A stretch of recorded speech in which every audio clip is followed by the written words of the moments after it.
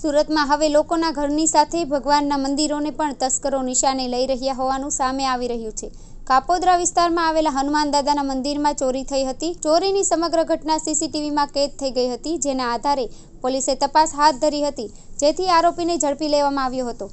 કાપોદ્રા વિસ્તારમાં આવેલા સૂર્યકિરણ સોસાયટીમાં આવેલા હનુમાન દાદાના મંદિરમાં ચોરીની ઘટના બની હતી। ચોરી કરનાર ચોર સીસીટીવીમાં કેદ થઈ ગયો હતો, જેના આધારે કાપોદ્રા પોલીસે તપાસ હાથ ધરી હતી, જેમાં ગણતરીના સમયમાં આરોપીને ઝડપી પાડવામાં આવ્યો હતો।